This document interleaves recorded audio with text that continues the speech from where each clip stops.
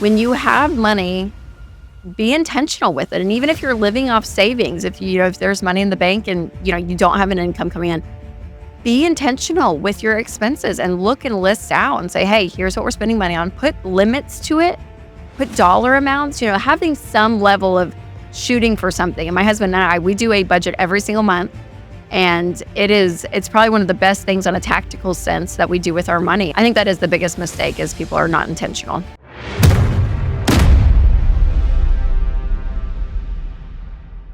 So, Rachel, I'm super excited to have you here on the podcast. Welcome to the show. Yeah, thanks, Trevor. Thanks for having me. I so appreciate it. Absolutely. All right. So, growing up, Dave Ramsey's daughter, you've been exposed to financial principles at a very, very young age, right?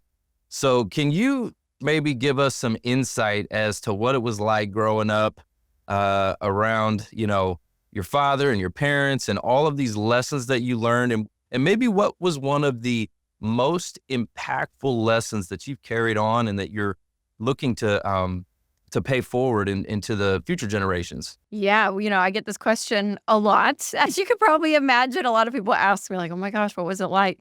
And I think people have this idea in their head that if you're Dave Ramsey's daughter, that we talked about mutual funds all the time and had like budget camps in the summer and those kind of things. And thankfully, that was not the case. Mom and Dad, I would say, were very normal when it came to all of this. I mean, yes, they were very intentional with teaching us. So I learned that. But, they did it really in the ebb and flow of life. It was never this like sit down seminar that we had on Saturdays talking about money. It was very much the same conversation, which I think that natural approach is probably the most helpful. I think you can get kind of legalistic when it's so formal and you're like, I've got to tell you these things.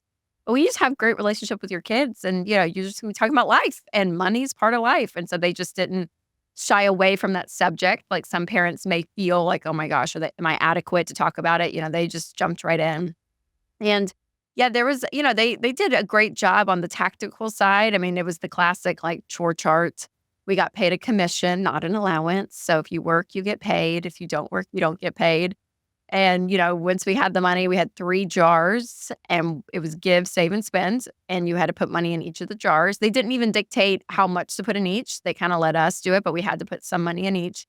And, so it was that kind of thing. We had to buy some toys on our own. Now, as we got older, I was given a checking account back in the day when you would actually like write a check. Like I had a checkbook and all of that. My friends didn't really have that. Their parents would just give them money, but I had to manage that as a teenager. So they did do these things, these steps to really prepare us. So when we left home, we had a grasp on how to do, even basic things like that, how to reconcile a checking account. So they did a really good job on that. But again, that's the tactical side. And then you have the emotional side of money, which we talked about a lot, when it comes to contentment, when it comes to generosity and having a spirit of giving and living with an open hand, how not to make money an idol and your stuff be the thing that you strive for, thinking that that's going to give me value. So there were those kind of conversations as well. So it was, they did a really great job with it. They really did. And again, as an adult, I feel like I continue to learn things about myself, when it comes to money and now having little kids of my own. So, yeah, but they did great. No mutual fund birthday parties in the Ramsey household.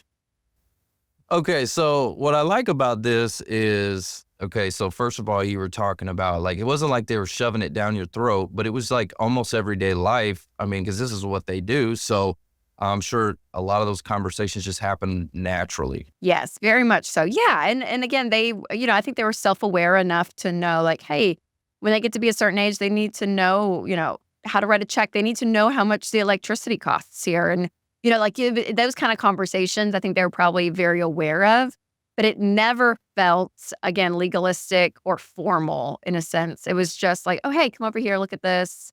Here's what that is. And you're like, oh, okay, cool. And you just move on, Why do you think money is oftentimes like hush hush? Like we want to keep this, quiet. Why do you think that became a thing? I think it feels very private for people. I think, and I think it carries a lot of shame. I really do. I think it carries a lot of embarrassment. A lot of mistakes are made in this area of life, just like any area of life. But there's something about money that we put so much value in. And I always tell people, your net worth is not your self-worth. And yet it's so celebrated these days. Mic drop. Who you I'm are? gonna give you a mic. We told you we do that around here, I okay? love it. Yes, That's called yes. a mic drop, I got okay? one. I got one. We'll see if we get more. Say that again for me. Your net worth is not your self-worth? Self-worth. Yes. Wow, okay, I like that. I like that. Yes. And again, it's a value. It's tied to our value. And when you don't feel great about that subject, your value, you feel like I need to hide that part in a sense, you know? So, I don't know. I think it carries a lot more depth than just, oh, I have a lot of credit card debt, you know, and I don't know if I'm good with money. It carries a weight with people. And so I do feel like, if you've made a lot of mistakes, you don't want to talk about it. Yeah, I totally agree with you. Agree with you what you're saying there. Because I do financial services and working with people, I see it all the time. Some people, if they don't feel like they're as far ahead as they should be, right? And I think a lot of people, regardless of where they're at, a lot of people feel like they should be further ahead, right? Yes, Like always. I think like they've done studies and surveys about this. Like Yep. even if they're a millionaire, let's say they have 1 million, they want 2, right? It's always usually around double. Is that kind of what you've seen Yes, too? yes, and it's that finish line always moves, you know, mentality, and that's why contentment is really key. And again, I think you can still strive for goals and all of it, but I think the lie that we believe, and Trevor, I even in recent, few months, I even hate saying like, "Oh, have a goal to have $1 million." Like there's something about like this number, and if I get to this number, I've made it somehow, or something in me is going to change, or there's a little bit of a lie in that. And then you get to that number, and like you're saying, studies fine. You get there and you're like, why I want double? I want 2 million. I should. And it just keeps moving. And I think not always in the healthiest way, you know? So again, I'm all about building wealth, and I do not think there's anything wrong with it. And again, having goals around money, I think is important, but more on what it's gonna do, the tool it's gonna be used in your life and for others, I think are better goals than like, I'm shooting for that number. Now, again, people may disagree with me, even other Ramsey personalities may disagree with that. But myself, I can't get that. It feels like an empty goal, to a point. So, because I'm saying all that because of exactly what you just said. It's been done. The research has been done, and it doesn't fulfill you. You actually still want more. And there's something in that you're like, okay, something's kind of just off. What is that? So I don't know. It's been interesting. 100%. Witnessing my father growing up, and he had this thing that I just wish I could get a piece of it, and I'm working on it, okay? It was this thing called contentment and peace. Like, he's the most calm, cool, collected, just, and just the contentment that is in his presence. And I'm like this entrepreneur. I'm like always trying to get more, go, go, go, go. And it's like, man, I wish I could. And also I'm working on that part of it. Okay. I'm working on it. All of us. I think we all have a piece of that, some personalities. So I get it. I totally get it. And again, I think it's one of these things in life that we put so much value, back to that value statement, so much value in net worth, or so much value in the stuff that we have. And again, that can be a dangerous road of debt, trying just to get that stuff in order to keep up a certain lifestyle. So again, there's an emptiness there. And I heard someone the other day say this, and I was like, oh, that's pretty good. They were just saying, like, on my deathbed, it was another woman who works. She has a big career, and it was kind of that like whole stay-at-home mom career, right or wrong, what's value, what's not, that whole discussion. But she said at the end of the day, though, I love my career. I value the work that I do. But on my deathbed, who do I want sitting next to me? I'm not clinging. She didn't say this. These are my words. I'm not going to cling to my 401k, or I'm not clinging. I'm clinging to my children and my family and the people around me. So like, there's something about that. It sounds morbid, but you kind of just fast forward the tape really quick, and it kind of shocks the system of like, what is it? What is really important? And like, you're talking about your dad, the people I know in my life that are like that, how you explained your dad, they just put their value and their time and their energy in the things that money can't buy. It is the relationships in life. It is, your health, your spiritual walk. Like, people that immerse themselves in those kind of subjects, there is something about contentment there. But again, money plays a part in some of that, right? We have to have money to function. And the hard thing with money is we end up putting time and energy and value to it when we're struggling with it, meaning like you're living paycheck to paycheck. So it's naturally going to have a bandwidth within your mind because you're stressed. Or again, the unhealthy side of just making it such a big part of your life, trying to keep accomplishing and accomplishing and accomplishing. Yeah, and what you were saying there, like living paycheck to paycheck. So I actually have a big part of my audience is going through career transition. So they're out of work, right? They're out of their cash flow, right? And they're stressed. Okay, they have a lot of anxiety because they're watching their bankroll go like this, right? And it's like being in quicksand. And the harder they struggle, the quicker they sink, and they get depression, they get anxiety. And I know this because I was actually one of them. I went through this in 2008, 2009, Great Recession, lost my job, and man, it hit me hard. And I actually started picking up some bad habits, went to drinking too much, and just went through, I got depressed, right? And that's why years later, when I got into financial services, I saw this group of people and really connected with them because I saw myself in them. I went through it. And so I felt like I just needed to help them. And so going through that, right, as you talk to people who maybe are experiencing loss and watching their bankroll go back. I know your parents went through bankruptcy, right? What was that experience like for you, and how did it influence your career path and your passion for helping people, now to find personal freedom and financial freedom? Yeah, I mean, it's a big part of my story. I was actually born the year they filed bankruptcy, and so I obviously don't remember the initial, event of it, but, hearing them talk through it and what's interesting, what you're saying about you is out of pain comes this other avenue of how to help people, and that's exactly what happened with my dad. I mean, it was the lowest of the low, and talk about stripping every level of security or value or identity or anything. I mean, you're literally filing bankruptcy papers, and it's just it's terrible. So it does shake you to your core. It makes you human again. It makes you realize, my gosh, like I can be overtaken by something. And so there's something in that I think is there's a humble pill that is swallowed in a very, very deep way that I think can be used to such benefit. And so that's the biggest thing I think I saw or I see with my parents is once you've hit rock bottom, you're like, oh yeah, okay, that pain is real. That can happen. And other stuff doesn't define me now, right? And so, my dad always laughs. He loves cars. It's his thing. So he's always like, drive a great car when you can pay cash, the whole Ramsey thing. But he's like, I drive a car because I like it. I don't care what you say. I don't have to drive in front of anybody. I just like cars.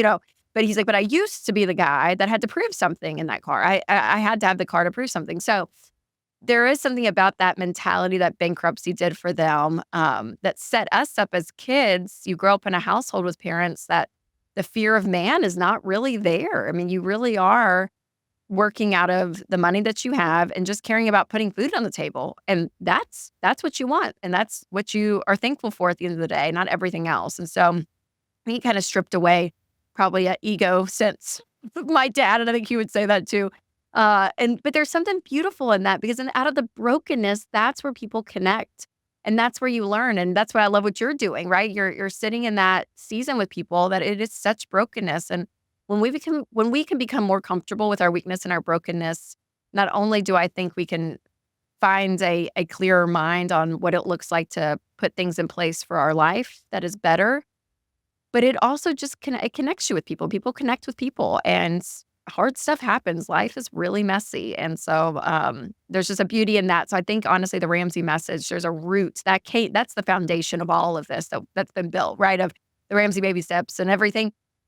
It came out of such pain. But what a beautiful teacher in a sense. It's not fun when you're in it, but it really will. It'll be an effective teacher. Refined by the fire, I mean, God wastes nothing. You know what I'm saying? He's not gonna,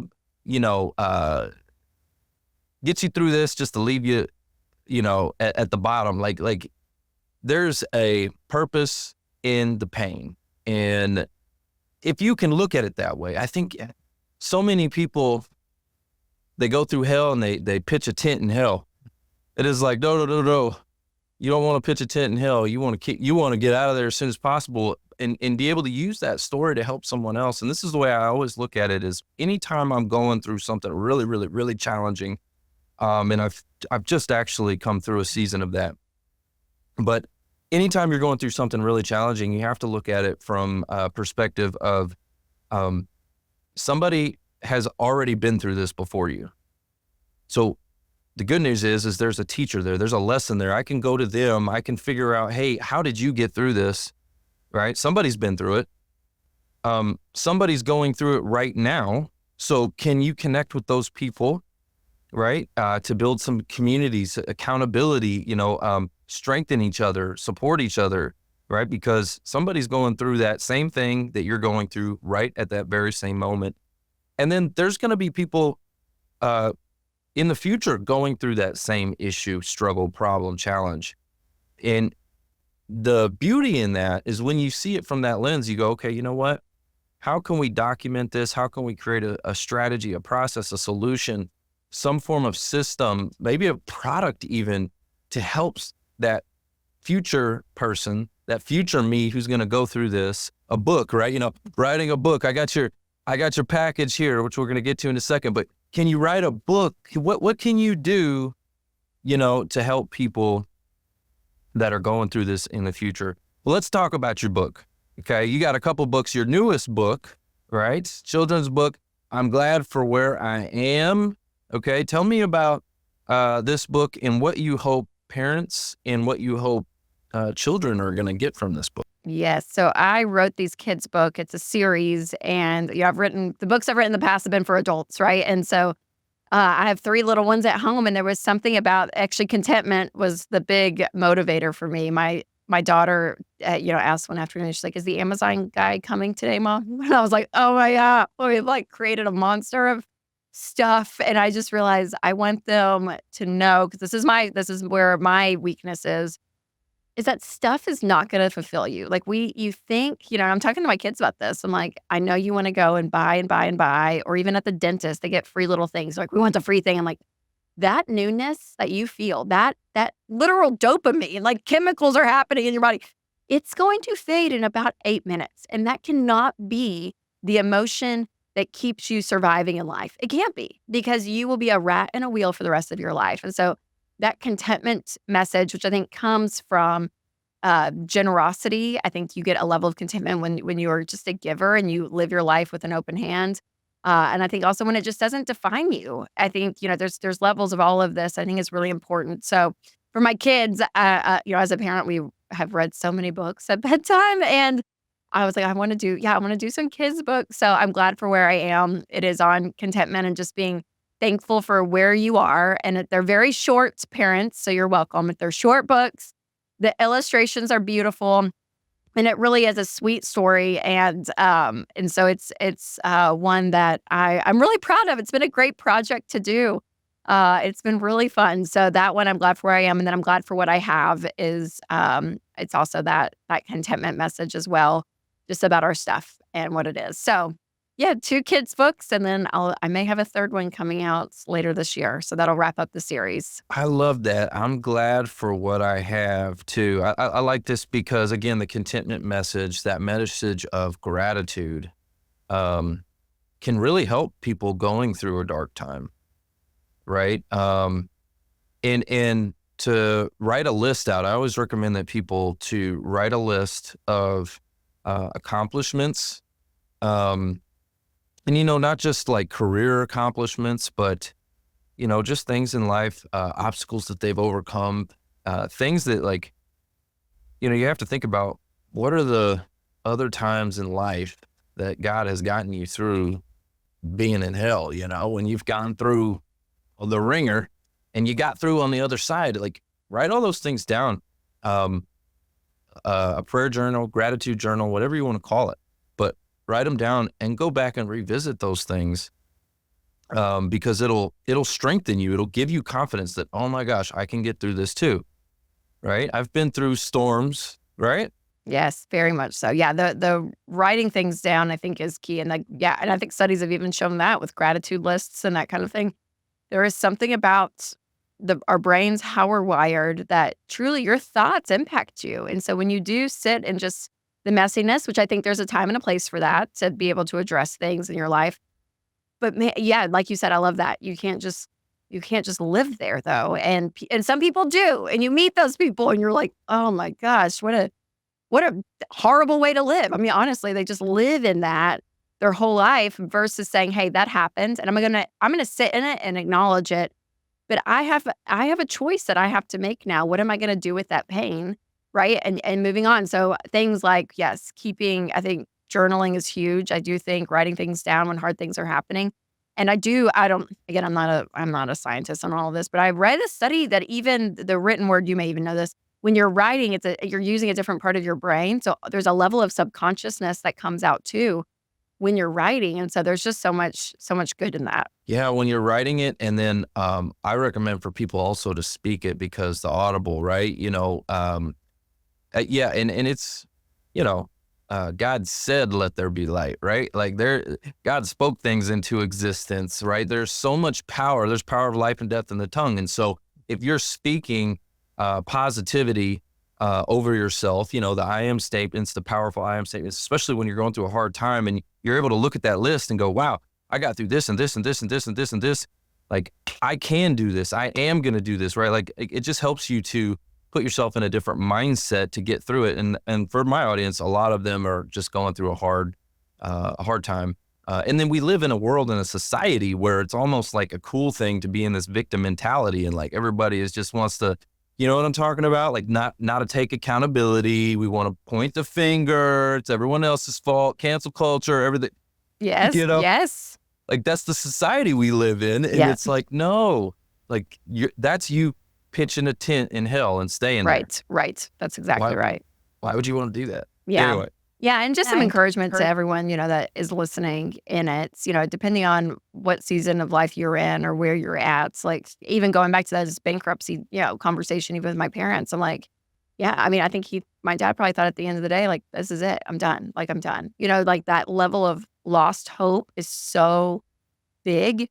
And again, you may not see it turn around tomorrow, but I think there is a truth. And I think there's a level of free will too, of making wise decisions in life and where you're choosing to walk and what to do with yourself in it. But man, there is such beauty in it. And it changes generations. I mean, there can be a level there that things change. My kids' lives are different because of what Papa Dave and Mimi went through, in their eyes. So there's just something in it to keep pushing through, right? I think acknowledge the hard for sure and do the work there if you need to, but there is hope out there. So if you feel like you are struggling, just speaking from a baby out of a bankrupt family, things can change. They really can. That's so powerful what you just said, the generational impact and purpose, from what, your father went through to now your kids and their kids. I mean, wow, that's so good. God wastes nothing. I love that. Okay, so I'd like to talk about, maybe real quick while I've got some more time with you, what do you think are some of the biggest mistakes people make around their money? What do you think that is? Some of the biggest mistakes? I think the number one is just not being intentional. I think a lot of people, their money just happens to them. They just go through the month and out of sight, live, out of mind. Yep, just kind of live. And then they look and they're like, oh gosh, I need money. I need the paycheck to hit because I got to do this bill and that bill, or retirement starts to happen. You get older and like, oh gosh, we didn't put anything away. So I think it's a level of just not having a plan, which sounds really simple, but it is in a sense, right? Like you just be purposeful with it, with your paycheck, or, again, some of you listening are in a transition that may not be happening right now, but when you have money, be intentional with it. And even if you're living off savings, if there's money in the bank and, you don't have an income coming in, be intentional with your expenses and look and list out and say, hey, here's what we're spending money on. Put limits to it, put dollar amounts, having some level of shooting for something. And my husband and I, we do a budget every single month. And it's probably one of the best things on a tactical sense that we do with our money. And I check it every day because I have the EveryDollar app, which Ramsey created, but you just drag and drop your transactions, you keep up. So I know how much is left in this category and that category. And it just gives you a plan versus just hoping and praying that it's all going to work out. So I think that is the biggest mistake, is people are not intentional. I would agree with you 100%, because I see it all the time too when I'm working with people that are, again, in career transition on their finances, right? I tell people I like to help them recover their cash flow, right? I like to help them get back to work and recover their cash flow, but I also like to help them, work and manage those finances as well, because you have to look at what you have. And oftentimes with what they have, we spend so much money digitally nowadays, right? It's rare that we're actually spending cash, okay? We spend money on our credit cards and all this auto payment stuff, and it's just coming out, coming out, coming out, coming out. And it's like, most of the people don't even know where they're at, right? It's like, what does your financial runway look like? How much runway do you have? Especially when you're out of income and that runway is going like this, right? It's getting shorter and shorter. And most people don't know. I'm like, how many months do you have in reserve? They don't know the answer to that question. It's like, okay, well, we need to go through this, and we do a cash flow assessment with them and kind of look at that and determine what that looks like. How do you know where you're going if you don't know where you're at? Oh, for sure. Yeah. And even, when we talk about paying off debt, some people, they're not 100% sure how much they owe on, this or that or that. So, I mean, it's the same idea. Yeah. And it will take a little bit of effort to pull those numbers and to figure it out, but it honestly gives you such peace of mind. And I think that there's a subconscious level of anxiety and stress that you live with when you don't know. And that whole lie that, oh gosh, yeah, I out of sight, out of mind, or that, what's the, your, uh, is bliss. Oh, ignorance is Ignorance, bliss. okay, that's it. I was like, wait, what is Yes. it? Ignorance is bliss, yes. And I think that's a lie, I really do. I think maybe on, like, the outer side of us, it's like, "Oh, yeah, I'm functioning fine." But there's something knowing that you're not in control deep down, and so there is something about putting everything out that I think you will have a sense of peace, even if it's terrible, even if you look and you're like, "Oh, crap, I'm not in a good spot." At least the unknown is solved, and I think that it is a stress that people carry around when they don't know, and they don't even know they have the stress, but there is something that will give you peace to say, "Here's where I'm at," and then you're able to make a plan from there. I agree 1000%. I'm gonna give you the mother mic drop for that, because yeah, I see it every day. What you said, ignorance is bliss. I picture the ostrich with his head in the sand, just trying to ignore it. Like, "Mm, I don't want to see it. Don't want to see it." I'm like, ignoring the problem doesn't make it better or go away. Like, that makes it worse. That ignoring the problem just makes it worse again. And so, to your point, when we work with our clients all the time, when we sit down, and yeah, you're right. Even if it's not good, it still gives them clarity, and clarity is never a bad thing, right? Clarity gives you confidence, even if it's not good. You're like, well, at least I know where I'm at. So, what would be one of the number one recommendations that you would give somebody then? Okay, so you said number one mistake is just not knowing where you're at, not paying attention, right? Not being intentional. And so, to combat that, what would you say they do? Yeah, I mean, I think one of the starting places, I think, is a monthly budget. And I think knowing, hey, here's my expenses every month, and visually seeing it. Write it down, have it on an app, have Excel, I don't care what you do. Don't let it be in your head. Actually see it visually and map out, here's my expenses. Here's what we spend on food. Here's electricity. Here's water. Here's HOA fees. Whatever it is, like, you list it all out and see it. And now those numbers are going to be because, a life that you didn't have a budget. So just they're probably over because you end up spending more when you don't have a budget. But being able to go back and just, I would get 3 months worth of groceries and just say, hey, average, here's what we spend on groceries, right? That's how you can get your numbers. And then look at them and say, okay, where are we at? And do we probably can cut back 100, 200 bucks here. We could probably, this subscription that keeps coming out that we don't use, we need to cancel it. Like, it actually gives you room. And a lot of people say they feel like they got a raise when they first do a budget because they actually see, oh, okay, I do spend so spontaneously and don't even realize it at times. So just having that plan, I think, is a great start. And it's going to be hard that first month if you try to stick to it. So give yourself grace. The second month it's a little bit better, but we always say by the third month, after 90 days, your budget really will start working. And so there's something in that, because out of that budget, then you're able to do things like pay off debt, find margin to pay off debt.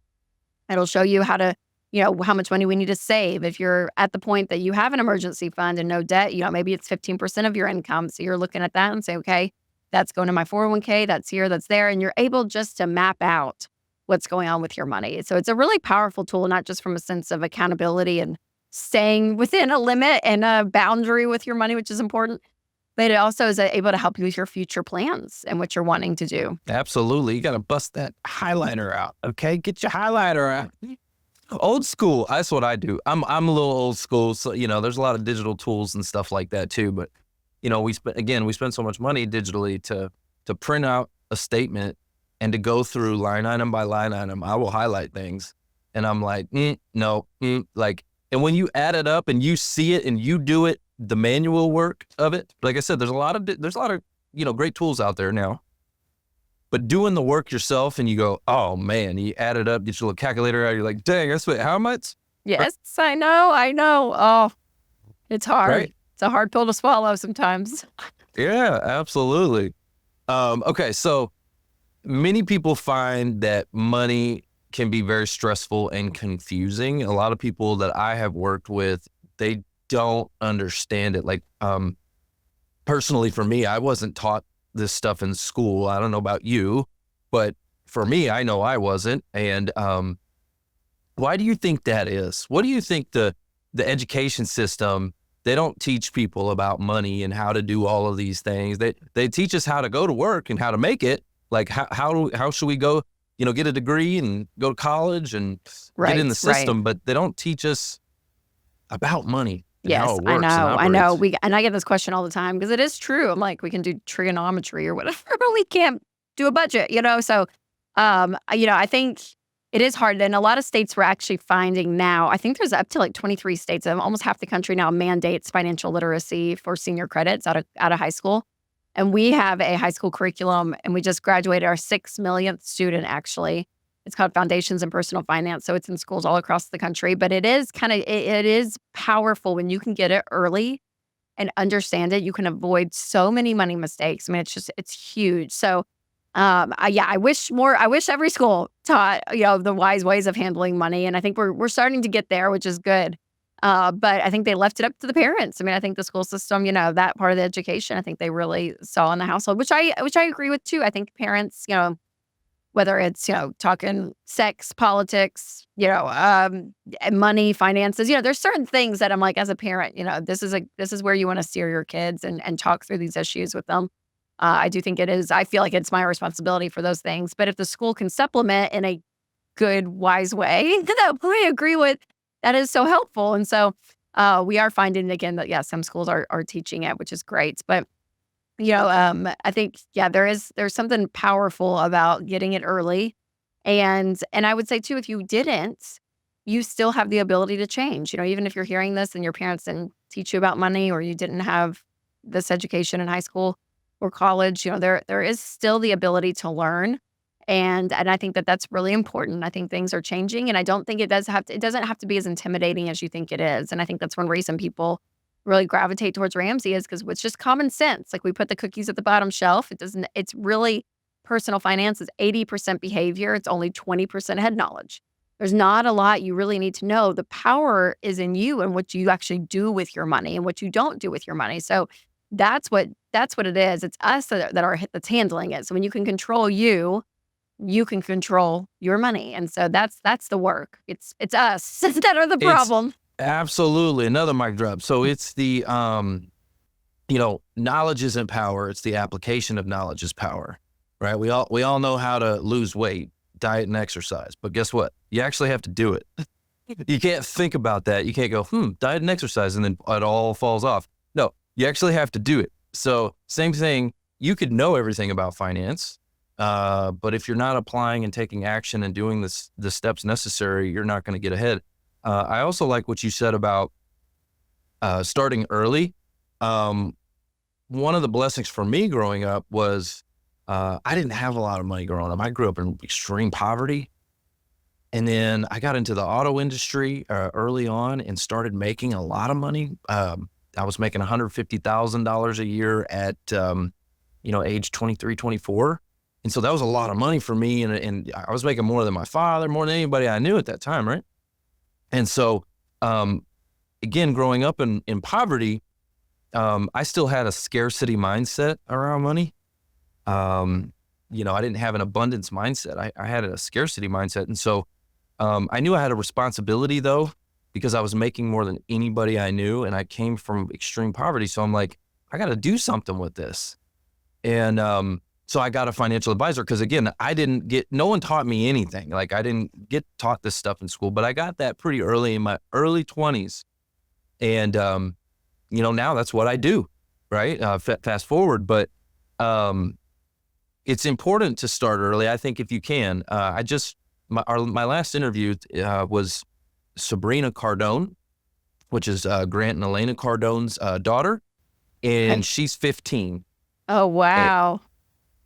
And let me tell you how brilliant this girl is. She's just brilliant. She's getting downloaded just all of this wisdom from her parents. And she actually put out a video about her plan for becoming a millionaire by age 20. Oh, good for her. She put out this little video, and it went viral. She actually got a lot of hate on that video. A lot of people were throwing stones. Why do you think that is? What do you think? Why do you think people would throw stones of a 15-year-old girl giving her idea and her plan? Well, I don't know. Well, I didn't see the video.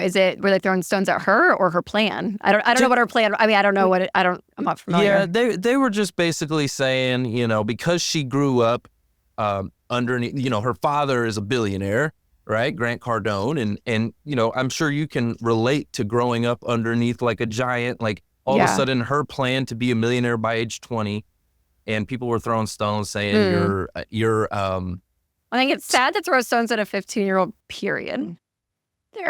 What they're saying. So I do think, I'm like, oh my gosh. The internet is a cruel place. So yeah, I mean, I don't, again, I have no context of the video. I don't have context much of her family. I don't really know.